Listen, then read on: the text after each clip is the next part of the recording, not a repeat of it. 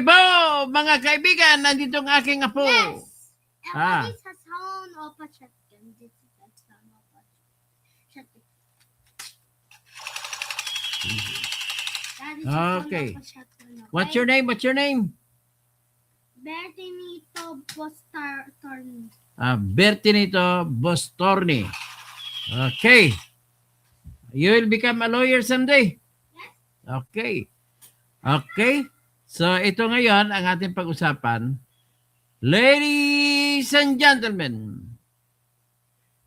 we are now saying all about Martin Romualdez. Yes, sir. Gagastos siya ng 1 billion para ibayad sa mga testigo. Yes. Oh, here is my apo. And you know what is my real son of tatato? You know what? What? Okay. Okay. Daddy don't. The real son. Is that my dad? Yes. And let's go to Okay. Theodore. Okay.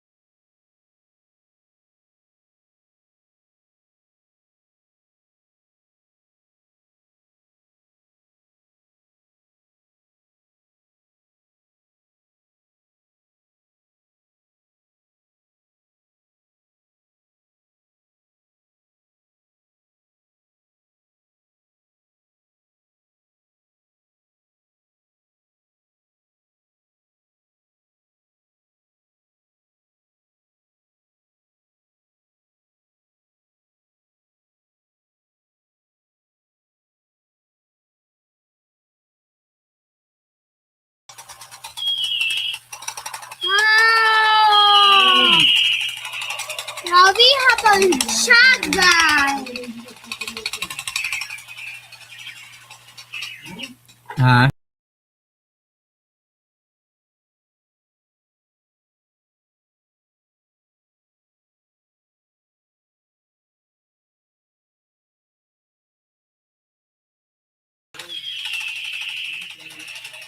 Let's go to the park.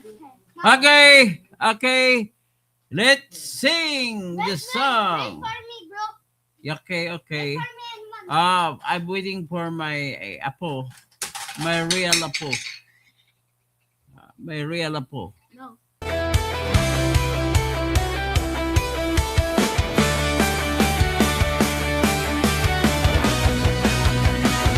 Sa Pilipinas, kilala ang tindi. Hindi kayang bayaran ni numan ang kanyang prinsipyo. Kapag may inaapi, siya ang nariyan. Kapag may bayaran, siya ang hadlang. Hindi siya tiklop sa pananakot ng iilan. Hindi siya alila ng sino mang mayaman. Kung ang kapangyarihan nila ay inaabuso, hinahawi niya yan mano-mano. Kapag ang taong bayan ang nasasakal, siya ang unang sumusugot, tumatagal. Hindi pera ang sukatan ng halaga, kundi kung sino ang lumalaban para sa masa. Totoo kasing tirador, totoo kasing tirador. Kakapi ng naaapi, kalaban ng sakim na mandarambong. Totoo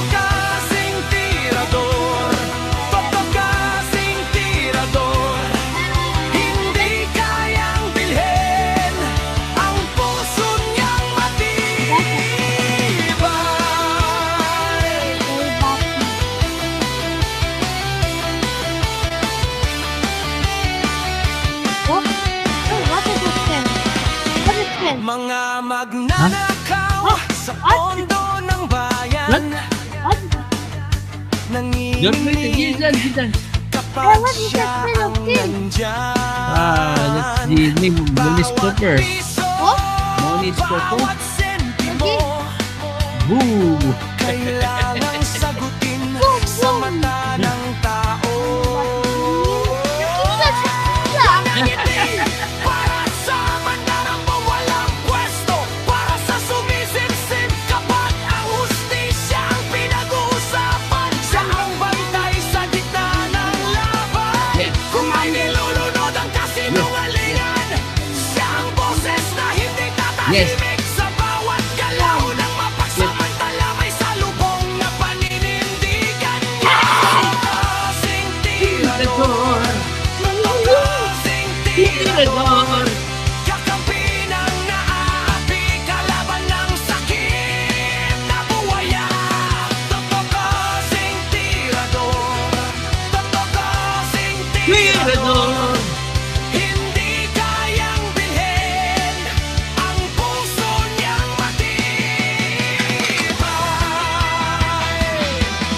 Hindi lahat ng malakas ay tama, hindi lahat ng tahimik ay duwag. Kapag ang bayan ang pinagkakaitan, siya ang unang humaharap. Totoo kasing tirador, totoo kasing tirador, kakampi ng naaapi, kalaban ng sakit na buwaya. Totoo kasing tirador, totoo kasing tirador, sa taong bayan nagkatayo, hanggang dulo ang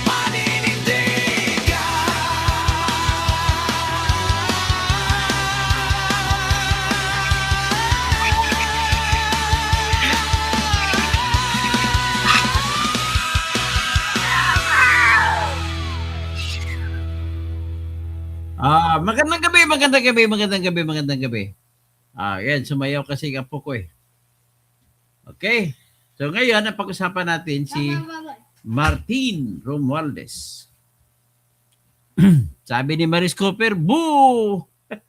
Nabu tayo, pinakaunang comment, boo ka agad wala tayong magagawa. Hindi nila tayo gusto, okay lang yan. Ito, ang ating pag-usapan ay, una, ipakita natin yung pag-anunsyo ni noon ni Boying Rimulya ng kaso laban kay Ano ba title yan na vlog mo? Ano ba title? title, babayad si Martin 1 billion. Wait lang. Ano ba spelling namin? Ano ba spelling? Wait lang. Okay. The Office of the Ombudsman has provided fresh updates on some of its highest profile investigations, including the review of the 2019 SEA Games case and the status of several anti-corruption probes involving prominent public officials. And for the latest developments, we go live to mobile journalist Arles De Los Santos. Arles, what's the latest updates from the Ombudsman? Babayad si Denise, Martin. kanina ngang hapon ay nagsagawa ng press conference si Ombudsman Boying Rimulya mismo kung saan ayon sa kanya ay iaakit na sa preliminary investigation ang ilan sa mga dinidinig nilang reklamo dito kaugnay sa mga tinagurian ng contractors. Why? Ito yung mga mambabatas na mayroon umunong koneksyon sa mga construction companies na kung saan nga mayroon daw itong posible na conflict of interest. Kasama dyan sa mga itataas na sa malapit na sa preliminary investigation ay ang kareklamo kina Tarlac 2nd District Representative Christy Angeles at Pampanga 3rd District Representative Don Gonzales. At gayon naman, linggo na lang din daw ang hihintayin bago naman isalang sa preliminary investigation ang reklamo kay Construction Workers Solidarity Party List Representative Erwin Garjola. Kabukod dyan, Denise, matatandaan natin na nitong mga nakarang araw ay inanunsyo ng Malacanang na mauupo nga or magkakaroon ulit ng posisyon sa gabinete si dating Department of Budget Management Secretary Amena Pangandaman kung saan tinanong natin kung does this mean na hindi na rin siya iimbestigahan o lusot na ba siya doon sa mga reklamo sa kanya. Pero ayon sa Office of the Ombudsman mismo ay kasama pa rin siya doon sa universe ng Copy naman kanilang ka, copy personalities ng mga iniimbestigahan. Black. At para nga masigurado raw na hindi na mauulit yung mga questionable insertion at pagmamalabis sa ating budget, ay sumulat na ang Office of the Ombudsman sa DBM na humingi ng kopya ng proposed budget ni Pangulong Bongbong Marcos para makita raw nila kung ano-ano ang mga i-insert dito. Denise. Arles, yung term na ginamit ni Ombudsman Remulla is he's very close, or the office is very close to filing those plunder charges. Pero ano yung reaksyon niya doon naman sa mga kritisismo na mabagal daw yung takbo ng investigasyon? Denise, para kay Ombudsman Boying Remulla, no, ay marami silang kaso na dinidinig dito, no, or reklamo rather na dinidinig dito, at actually may mga nakatakda naman, no, ng mga abogado at mga kasama or kasapi ng Office of the Ombudsman na sumisilip sa mga yan, no, at pati yung mga tanong na kung meron daw mga tina-target mula sa minority ay hindi raw totoo yan, no, dahil wala raw sinisino ang Office of the Ombudsman. Then kanina diretso na sinagot nga ni Ombudsman Boying Remulla, no, at sinabi yung word na very close na raw yung kasong plunder kay dating House Speaker Martin Romualdez, kaugnay nga sa mga alegasyon na ito umano ang mastermind sa malawakang korupsyon at anomalya sa flood control scandal ng ating pamahalaan, na kung saan umaabot nga raw sa 56 billion pesos ang nakuha nito mula sa umano'y kickback scheme. And again, Arles, ano ba yung nag-prompt dito sa investigation ng Ombudsman dun sa 2019 SEA Games case? Dahil alam naman natin na back then, yung complaint against Public Works Secretary Vince Dizon had been already dismissed years ago pa. Inutusan na actually, Denise, no, ni Ombudsman Boying Remulla ang opisina na kung maaari ay silipin nga yung mga reklamo na inihain sa Office of the Ombudsman kaugnay nitong 2019 na SEA Games na ngayon ay isa-isa at dahan-dahan na naman ngang nabubuksan. No? Ayon kay Ombudsman Boying Remulla, pwede raw nilang silipin yan dahil so far walang double jeopardy na mangyayari, no, dahil wala naman daw nakasuhan noon, at yung nabasura naman kay nareklamo ni Dizon ay nasa complaint level pa lamang, no, hindi pa umabot sa hukuman, no. So marami pang pwedeng mangyari, pero nakadepende yan syempre sa pagtitimbang ng Office of the Ombudsman kapag nakita na ang mga papel. Pero Arles, given that this case is already 7 years old, may nagbigay ba sila ng timeline for, let's say, the completion? At are they looking into requesting new witnesses or maybe gathering new evidences pertaining to this case? So far, wala namang nabanggit na ganyan si Remulla, Denise, at sinabi lang, no, na he has asked his staff to get the whole file from 2019 to see, no, at yun pa lamang yung kanyang nabibigay. Walang timeline and any other steps na posible pang mangyari. And what is the update right now, Arles, doon naman sa obstruction of justice case against Senator Alan Peter Cayetano?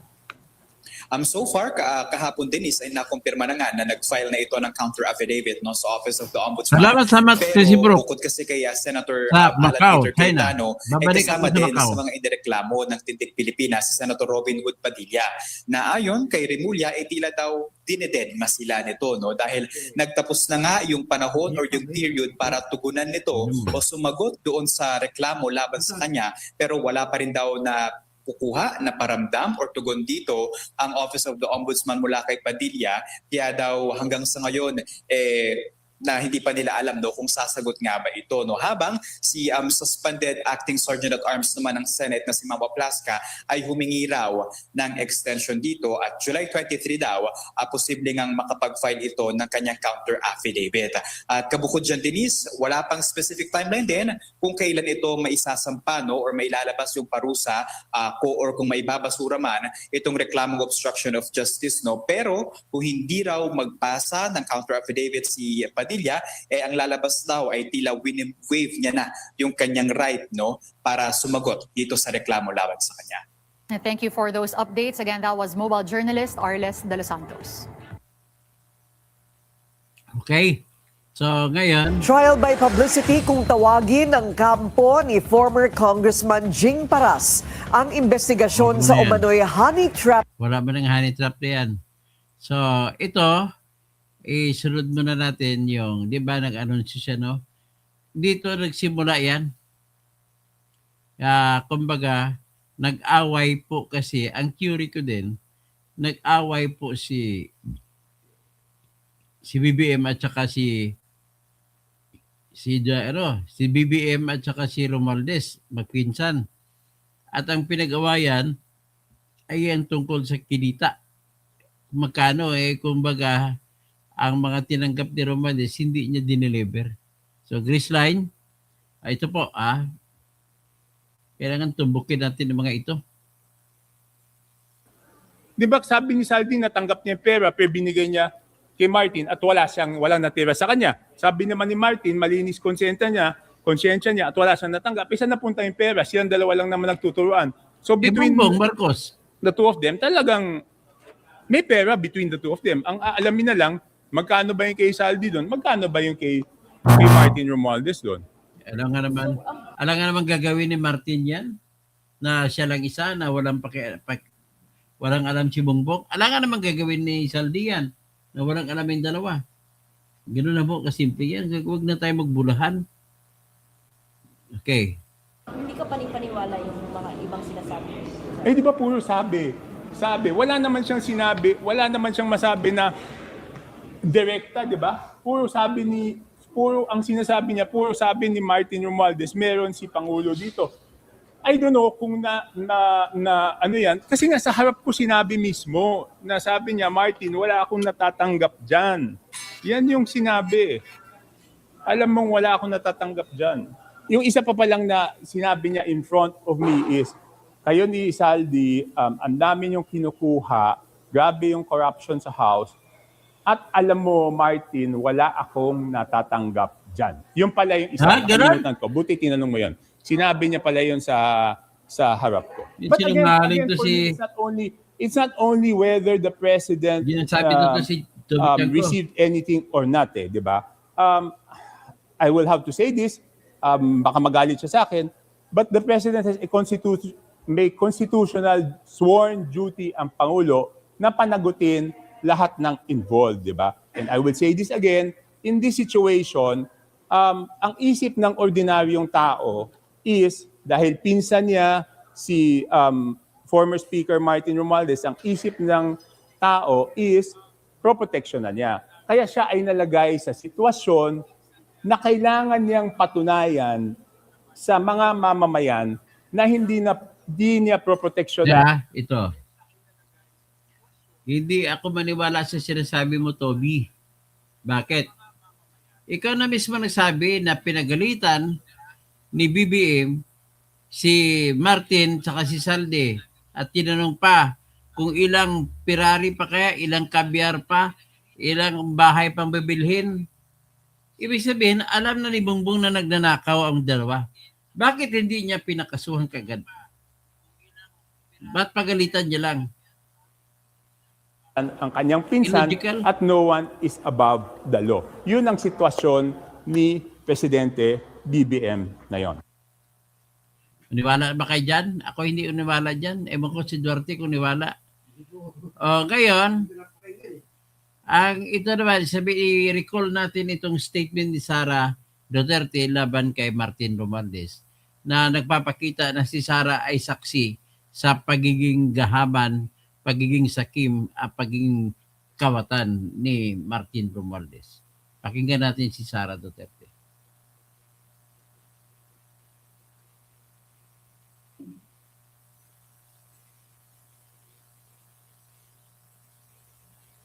Yan. Nangangampanya tayo. Nakasakay tayo sa eroplano. Magkatabi tayo. Nagre-reklamo ka, walang pera. Kasi, ano sabi mo? Gium-um ni Lisa Marcos o ni BBM ang kwarta. Walang pera sa kampanya kasi hindi nagbibigay si BBM at si Lisa. Ginigipit nila. Kinukuha nila lahat ang pera. Reklamo ka ng reklamo sa akin. Ano sinabi ko sa'yo? Huwag ka mag-alala. Lahat ng gusto tumulong sa akin, ipapadala ko sa iyo. Kunin mo lahat. Nagreklamo ka kay Medi poblador kasi tumatanggap ng pera. Ano sabi ko sa'yo? Kausapin mo si Medi, kunin mo lahat ng pera. Lahat ng makuha mo na gustong tumulong sa akin, kunin mo. Gastusin mo. Ano sabi ko sa'yo? Pasensya ka na. Wala ka ng pera. Ano sabi mo sa akin? Sabi mo sa akin, okay lang. Pag nanalo kayo, babawiin ko lahat yan. Hindi ko naman alam, ang buong akala ko, babawiin mo sa negosyo mo. Legitimate businessman ka naman eh. Mina, pagsira sa kalikasan, legitimate na pagsira sa kalikasan, negosyo mo. Media, negosyo mo. Ano pa bang mga negosyo ni Martin Romualdez? Sulat niyo yan lahat. Akala ko magninegosyo ka lang. Kasi businessman ka naman. Hindi ko naman alam, binubulsa mo. Ibubulsa mo, kakamkamin mo ang legal na pera at illegal na pera. Tanggap ka sa illegal, tanggap ka sa pogo. Pinaalis nyo lahat ng kompetisyon ninyo, naiiwan ang pogo mo. Tanggap ka, pogo. May nagsasabi pa, tumatanggap ka sa smuggling, sa droga. Tapos kuha ka dito sa National Treasury. Akin ito, akin ito. Babawiin ko lahat.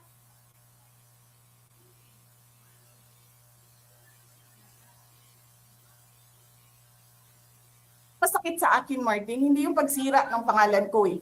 Ang masakit sa akin, maalis mo man ako sa presidential race, hindi pa rin ikaw ang presidente. Walang buboto sa'yo. Please lang. Wala.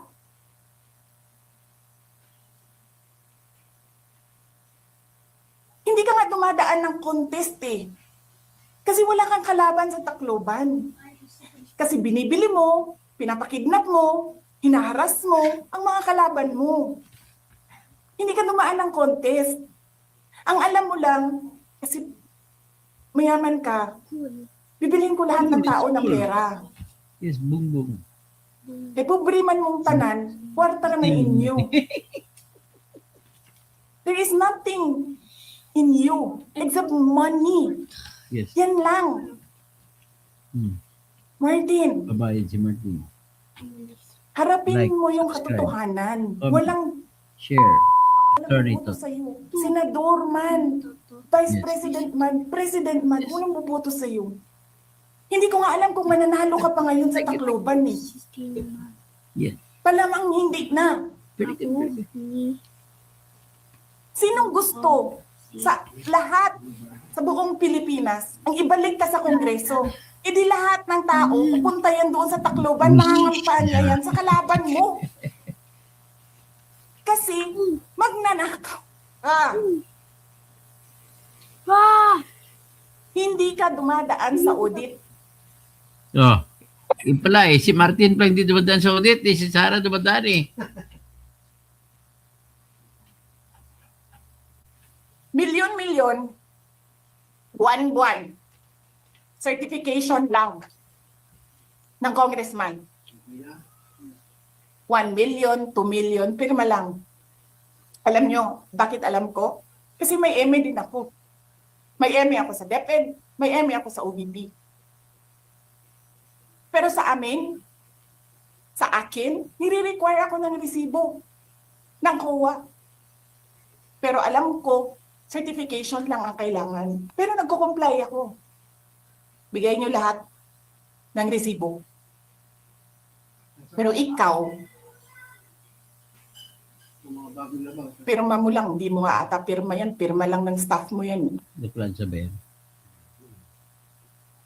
milyon dyan sa Committee on Accounts. Lumalabas ang pera.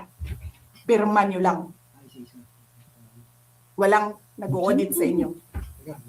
Sino ang nag-audit ng confidential funds ng Office of the President?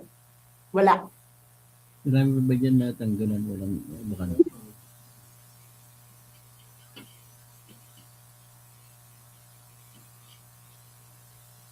So anyway, tama na muna yung kay Sarah. Ang isunod natin, yung nabayaran niya ng 25 million. Siyempre 25 million binayad kaya nag-withdraw. Sorry. So ladies and gentlemen, ang konteksto po ng pagpalabas ko rito, lahat ng testigo bayaran niya bawat isa 25 million para sa attempt niya na mananalo siya sa kaso. That is, assuming ay tutuparin ni Remulla ang pagsampa niya ng kaso na maayos. Kasi pwedeng dumiskarte si Remulla eh. Ito, pakinggan natin. Itong pangalawa at panglima ito sa nag-withdraw.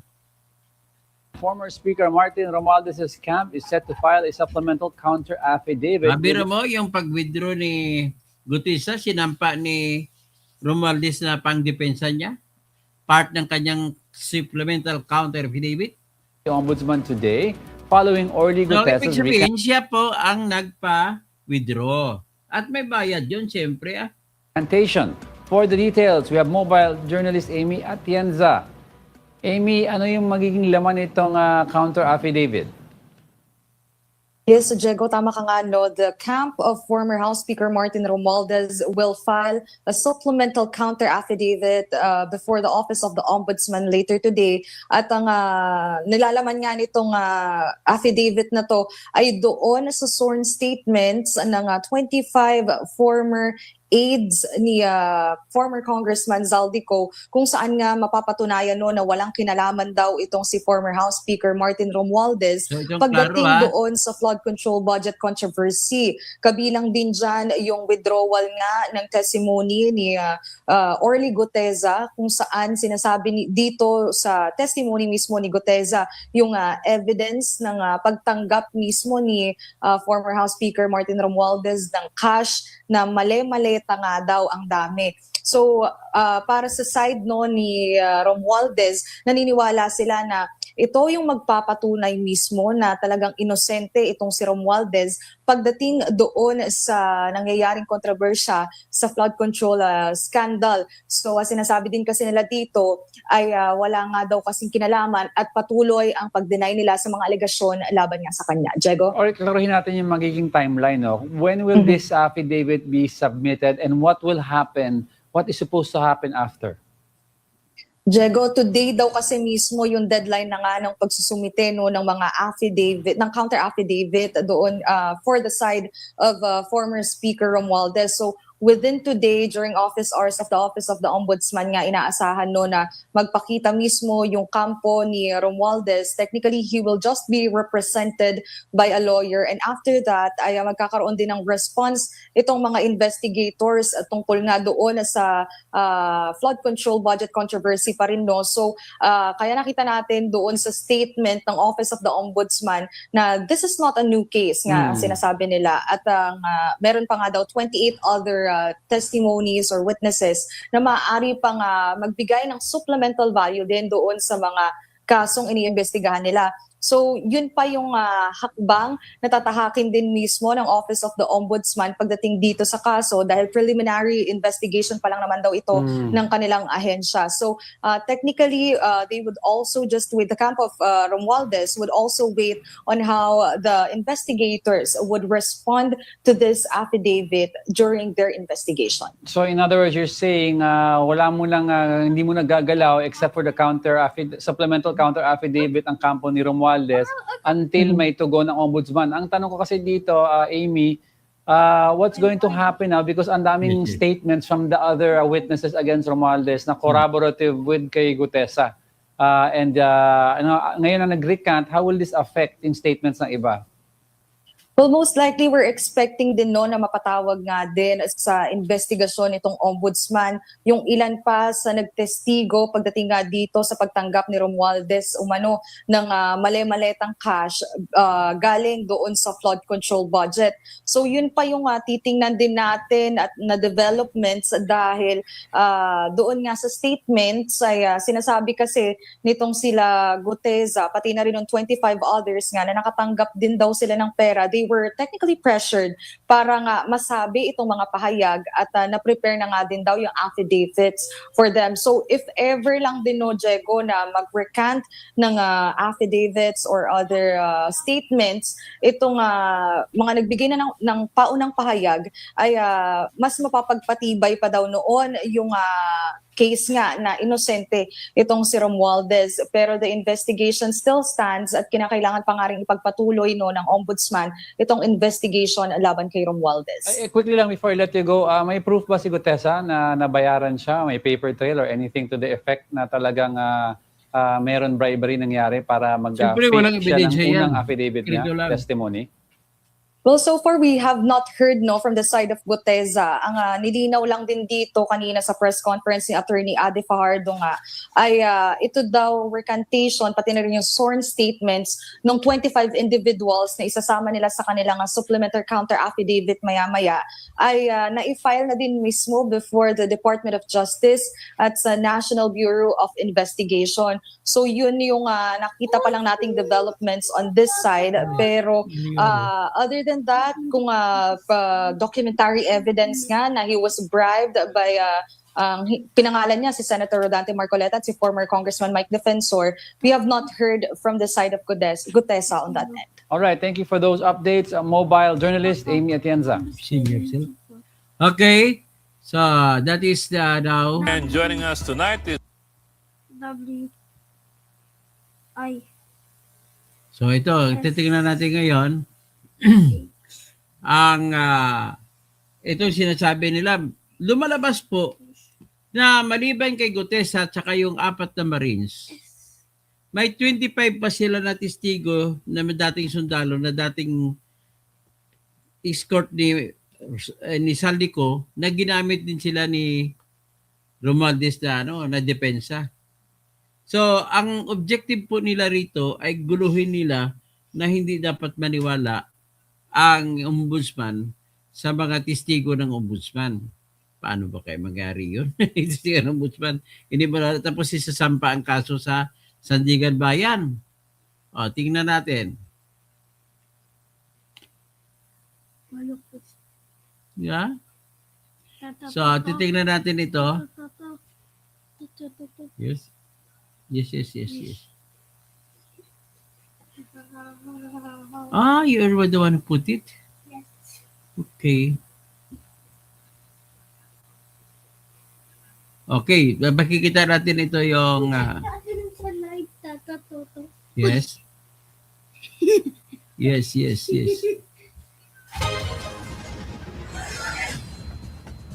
Pumalag ang kampo ni dating House Speaker Martin Romualdez sa tila pag-single out ng ombudsman na ang kongresista ang nasa likod ng pagbaligtad ng 4 na tinuguriang Maleta Boys at ni Orly Gutesa. Kung bibigyan daw kasi ng mali siya ang recantation, marami raw ang suspect dito. Darito, exclusive Agenda Weekend report ni Joash Malimbay. Hindi si former House Speaker Martin Romualdez ang nasa likod ng pagbaliktad ng ilang self-confessed bagmen ni ex-Congressman Zaldico. Yan ang pinanindigan ng abogado niya na si Attorney Ade Fajardo. Sa panayam sa On Point ng Billionaire News Channel, sinabi ni Fajardo na marami umanong makikinabang sa nangyaring recantation ng ilang Maleta Boys kabilang na si Orly Gutesa. Pati na rin si Erwin Tulfo makinabang. Na rin ng bagong affidavit ng nasa 25 dating bodyguards umano ni Ko na wala silang nasaksihan na anumang maleta deliveries. Bukod daw kasi sa kanyang kliyente, marami pa anyang ibang pangalan na binanggit sa mga naunang affidavit. Sinabi ni Fajardo ang pahayag mga abogado. Halata. Mga tarantado kayo, mga ginagawa ninyo ay obstruction of justice. Yung pagbabayad ay obstruction of justice yan. Pagbabayad sa testigo. Tapos sabihin ni Ombudsman Jesus Crispin Remulla na tila si Romualdez umano ang pinakamakikinabang sa mga nangyaring recantation.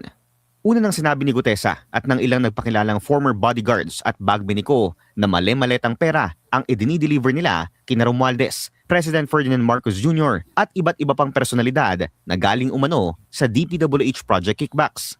Napakarami pong binanggit doon sa mga affidavits of the Maleta Boys, right? People from the executive Tangina mo, department, Attorney Adi people from Pardo. the Senate, people from the lower house. So if Inimbento niya we yun. speak of benefit, it will Siya benefit gumawa all ng these people, affidavit ng not just sinungalingan. former Speaker Martin Romualdez. So if that is the only, if we impute malice to the recantations, there are many suspects. But never discount the possibility that these are true and genuine recantations coming from the hearts of these people. Sa kabila nito, sinabi ni Fajardo na central point sa depensa ni Romualdez ang recantation ni Gutesa. Lalo na't laman ng bago nitong affidavit na siya umano ang missing link sa pagitan ni Ko at ng former House Speaker. The essence of the complaint seems to be that, as stated in the recantation of Gutesa himself, Gutesa was the quote-unquote missing link between Zaldico and Martin Romualdez. And that missing link was supplied by that manufactured original affidavit.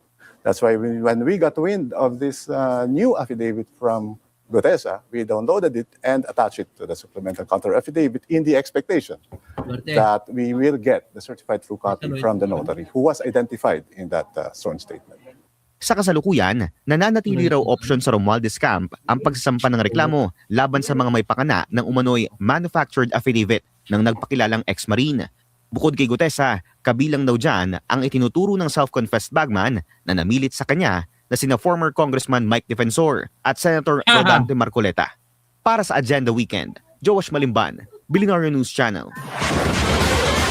Dapat daw patawa ng mas mabigat na parusa ang sino mang magtutulak sa isang tao na mag-commit ng perjury o ang pagbibigay ng peking testimonya. Ayon yan kay Senador Panfilo Ping Lacson, kasunod ng recantation ng nagpakilalang ex-marine na si Orly Gutesa at 4 na miyembro ng tinaguriang Maleta Boys. Sa kanyang bagong affidavit, binawi ni Gutesa ang kanyang pahayag na nag-deliver siya ng mali-maletang pera kay dating House Speaker Martin Romualdez. Sabi ni Lacson sa kanyang ex-post, hindi dapat matapos ang issue sa recantation lang. Sa ilalim aniya ng Republic Act No. 11594, Vision Mayoro, 6 hanggang 12 taong pagkakakulong ang naghihintay para sa mga gagawa ng perjury. Bagamat pangkaraniwan na aniya ang pagbawi sa testimonya, dapat ipatupad ang batas dahil ginagawa umano itong negosyo para targetin ang mga politiko.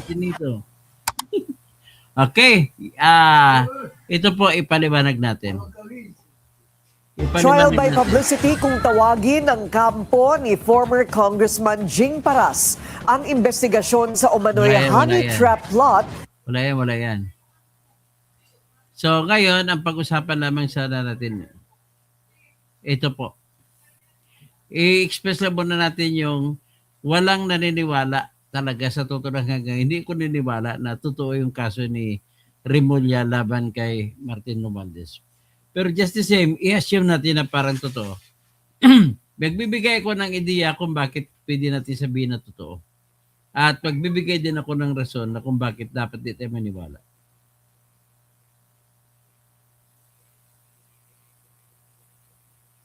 Pakinggan natin si Mr. Edwin Lasierda, na dating Secretary ni Noynoy Aquino. Meron ba bang mapapanagot sa remainder ng term ni PBBM? Especially nung sa SONA, sinabi nga rin niya na yung charges will be filed against sinabi lang niya, without mentioning the name.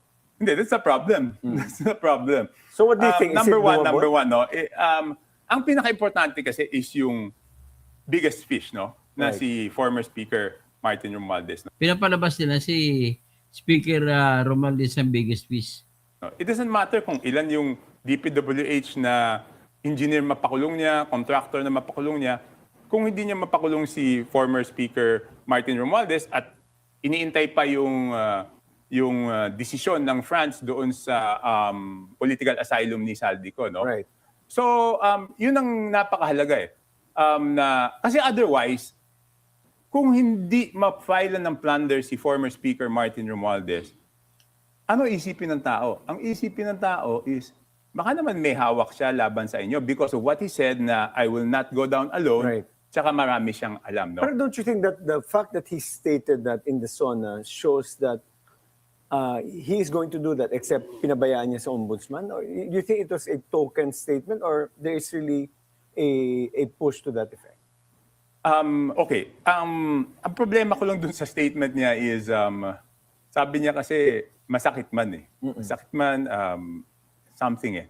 Eh di ba pag ini-injectionan tayo sa ospital, sinabi mo, ay masakit. Ano gusto mong gawin ng doktor? Alam mo gusto mo diinan.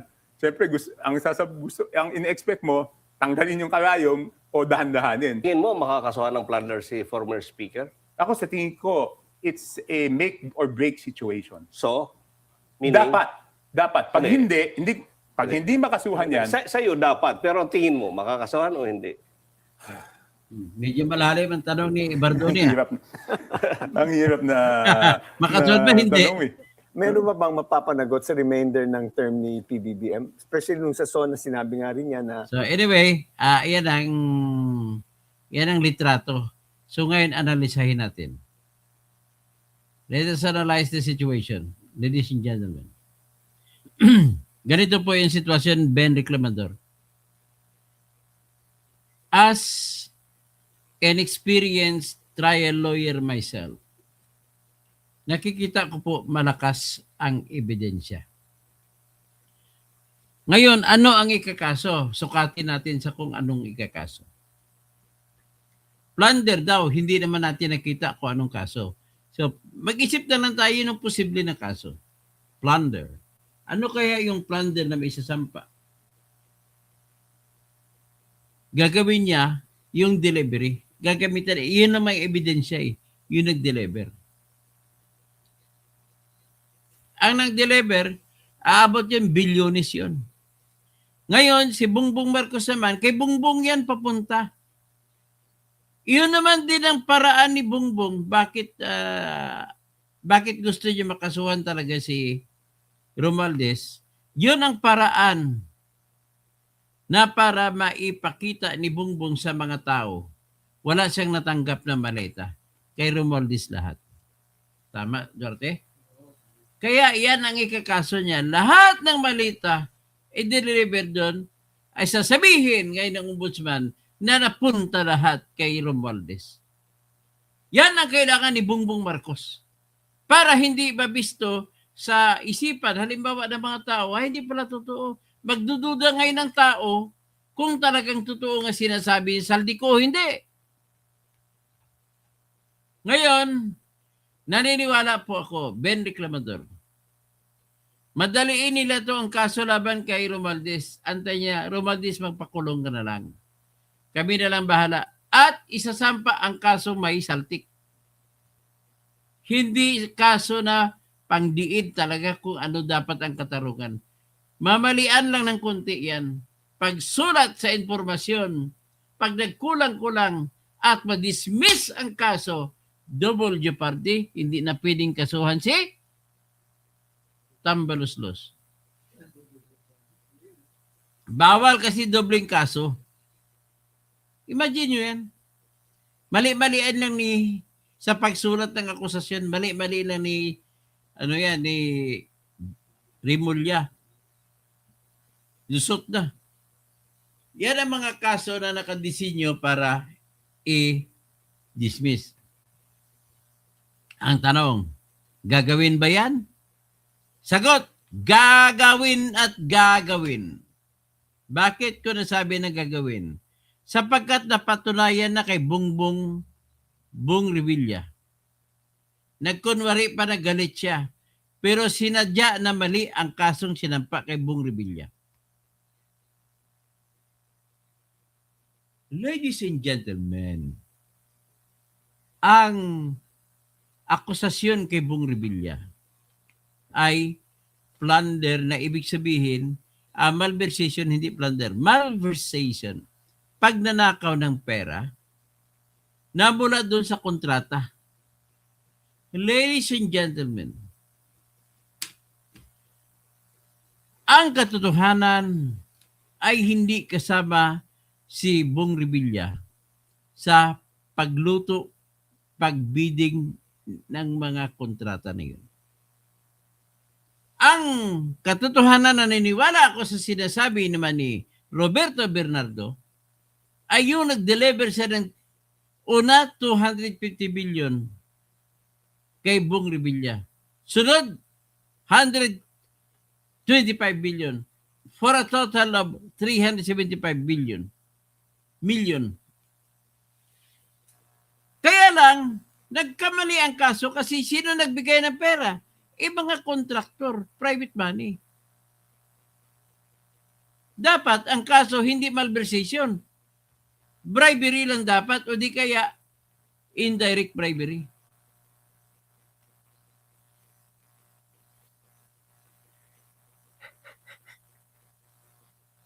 Kita nyo? Sinadyang mali. Imbis na ikaso ay indirect bribery, kinasuhan niya ng malversation. Ang malversation po, Ben Reklamador, ay kaso ng pagnanakaw ng pera. Kaya nga lang, ang pera ay pag-aari ng gobyerno. Ano ngayon ang mangyari kung ang pera pala ay pag-aari ng mga kontraktor, pribadong tao? Hindi bagsak na ang malversation na kaso. At iyan ang dahilan, isa sa malaking dahilan na ginamit ng dalawang justice na pumirma ng piyansa ni Bong Revilla. At yan yung pera na nanggaling sa kontraktor at hindi galing sa bansa ang dahilan kung bakit pinayagan nila magpiyansa si Bong Revilla. Naintindihan mo na, Duarte? Ang kaso kasing malversation, ang elemento, kailangan ang pera ay galing sa kaban ng bayan. Ngayon, paano kung ang pera ay galing sa kontraktor?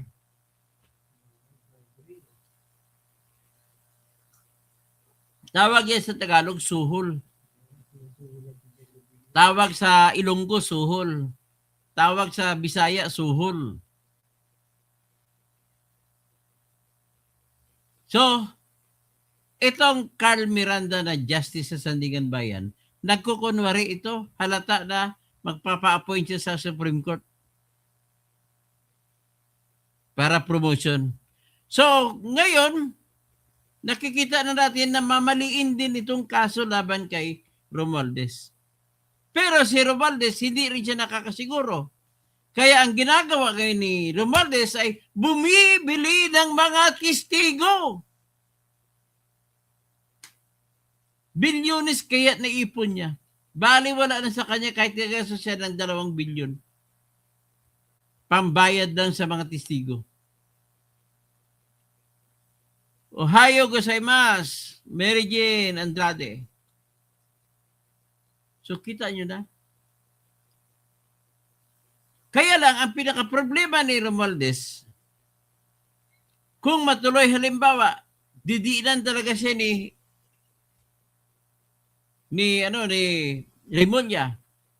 Ma'am problema si Romualdez. Sa ngayon po, ang hawak ni Romualdez na testigo ay si Gutesa, ang 4 na marin, at may 25 pang iba na hindi lumitaw na mga gwardiya rin ni Saldico. Ngayon, ladies and gentlemen, maka-apekto ba yan, makapabor ba yan sa kaso ni Romualdez? Aba, ladies and gentlemen, pwede. Anong mangyari? Lack of probable cause kasi nagbangga-bangga. Hindi na paniniwalaan ngayon ang mga affidavit ng mga Marines na nauna nagbigay.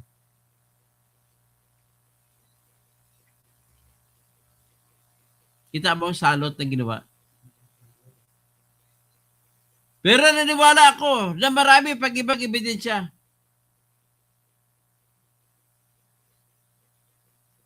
So ngayon, 1 bilyon na, by 25 na sa nabayan na testigo na hiwalay. Hindi ilumabas yun. Kung tag 10 million lang yan, 250 million na yan. Si Gutesa, mahigit yan, 30 million binigay dyan. Yung mga apat, tig 25 billion, 100 million yun sila, apat. So kaya hindi ka magtataka, later ay pati si Attorney Baligod ay tumalo na, sumakabilang bakod na. Kaya yan ang ating pag-usapan dito ngayon. So, si Romualdez ang sinasabi na tumanggap lahat ng delivery. Ang nagsabi niyan, papaniwalaan kong sinabi ni Saldico. Tapos, niya tanggap, i-deliver doon sa Aguado. Doon sa kay BBM, kukunin na lang ni BBM. Malita.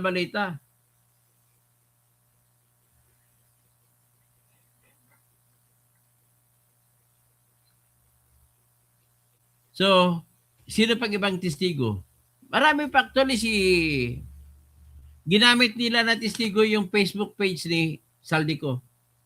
Ginamit din nila na testigo, na ebidensya, hindi na testigo, kundi ebidensya, yung mga naunang ginawa ni Gutesa. At saka yung transcript sa Senado, ginamit din ng Ombudsman. Anong taktika ng Ombudsman? Mamaya sabihin ko sa inyo. Tapos yung apat na nag-recant, ginamit din ng ebidensya nila nung, pa sila, hindi pa sila nag-recant. Kaya nakikita ko ito bilang aral na trial lawyer.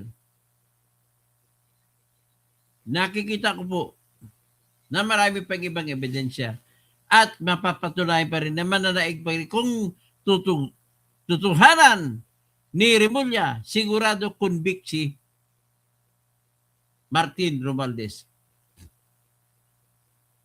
Kaya nga lang, ulitin ko, yung natitirang 18 pang natira, kasi ang 18 binawasan ng 4, pero bago sila nabawasan, may nagdagdag na 4 galing sa General Santos City ng mga Marines. So, 18 pa rin na bayaran. Kung tag 10 million ang bawat isa, 360 million yun. Kung tag 20 million para sigurado hindi na umayaw, ay 720 million yun. Kaya mahigit billion ang bibayad dito. Ang gastos niya sa mga testigo. Tapos, siyempre, gawin diskarte, cash yan. Para hindi papasok sa AMLAC. Sige, hindi na muna tayo at magandang gabi po sa inyo lahat. Kaya Benedict Mador, sana nga nabigyan ng milyon nabigyan yun. Sigurado ako. Sa karanasan ko bilang abogado, pag bumaliktad ang testigo, alam na yan. Ano ba dapat ang word? Sabi niya, mali ang word mo na natanggap ng balita si BBM. Ang tamang word ay kunti lang natanggap. Hindi! Sa kanya lahat ng natanggap. Kaya lang, pinalabas nila na kinupit ni Martin Romualdez. Sa Benedict Mador, makakasuhan ng malabnaw na kaso. Tama ka, Ben. Tama, ganun ang pagkaintindi. Dapat ang pagkasalita. Si Benedict Mador, yung mga Marines na yan, mga mukhang pera yan, bugbugin mo yan, hindi aray yan, pero pag sinampal mo ng pera, aray. aray, nako! Kay sakit ng ginawa mo. Aray. Helen Bagyo. So, Romel Bingson, Naimbag Rabing, 2 bagay lang yan sa mga bumawi ng testimonya, recant or himas rihas. Kaya, ang problema lang nila ito nag-recant, isama sila ni Remulla sa kaso na plunder, na principal. So, Bertodis, ako yun. So, magandang bingliwag, magandang gabi po. Hanggang dyan na muna tayo. Paki-like, paki-share, kasi nga naka-shadowban tayo. Tapos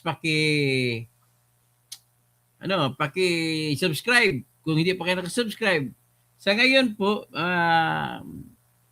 medyo marami-rami na rin ang nag-unsubscribe sa akin. Galit sila sa akin. Kasi anti-DDE sila. Eh di bale, okay lang yan. Si Christian Isguera nga, 11,000 nag-unsubscribe eh. Sige, magandang gabi po sa inyong lahat. At dapat yung tandaan, walang api kung walang magpapaapi. Walang maluloko kung walang magpapaloko.